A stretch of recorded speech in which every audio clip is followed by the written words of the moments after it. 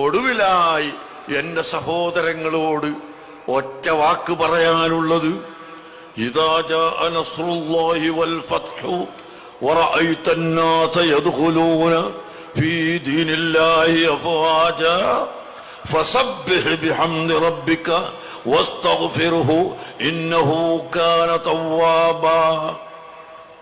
ഈ ആയത്തിന്റെ അടിസ്ഥാനത്തിൽ, ഈ സൂറത്തിന്റെ അടിസ്ഥാനത്തിൽ എന്റെ പ്രിയപ്പെട്ട സഹോദരങ്ങളോട് ഞാൻ പറയട്ടെ, കേരളത്തിന്റെ ഒരറ്റം മുതൽ ഇങ്ങേ അറ്റം വരെ നടന്നപ്പോൾ 10,000-കണക്കായ ആളുകൾ നമ്മളെ സ്വീകരിക്കുന്നത് കാണുമ്പോൾ, എന്നെ മിതമായും അമിതമായും പല ആളുകളും പുകഴ്ത്തുന്നത് കേൾക്കുമ്പോൾ, എന്നല്ല തിരുവനന്തപുരത്ത് ഈ ചന്ദ്രശേഖർ നായർ സ്റ്റേഡിയം ഉൾക്കൊള്ളാൻ കഴിയാത്ത ഇതിന്റെ 4 ഇരട്ടി ഈ ടൗണിന്റെ പരിസരം മുഴുവനും, തിരുവനന്തപുരം മുഴുവനും നിറഞ്ഞു കഴിഞ്ഞപ്പോൾ, പ്രിയപ്പെട്ട സഹോദരങ്ങളെ, ഇത് സർവശക്തനായ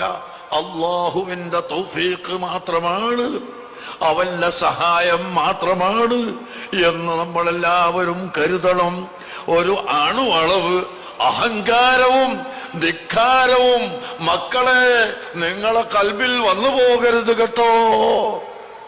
എന്റെയും നിങ്ങളുടെയും ആരുടെ കൽബിലും ഒരണുമണി പോലും ധിക്കാരം വന്നു പോകണ്ട. എന്തെല്ലാം ബുദ്ധിമുട്ടുകൾ സഹിച്ചാണ് ഈ ആളുകൾ ഇവിടെ ഒരുമിച്ച് കൂടിയത്.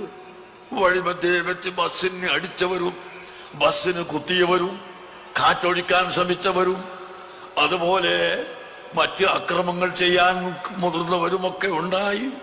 ഞങ്ങളെ കുട്ടികളോട് ഞങ്ങൾ പറഞ്ഞു, മക്കളെ നിങ്ങൾ പ്രതികരിക്കരുത്, ഒരിക്കലും പ്രതികരിക്കരുത്. ഇവിടെ ഞാൻ ഇനിയും നിങ്ങളോട് പറയുന്നു, നിങ്ങൾ നാട്ടിൽ തിരിച്ചു ചെന്ന് പ്രതികാരം വീട്ടരുത്.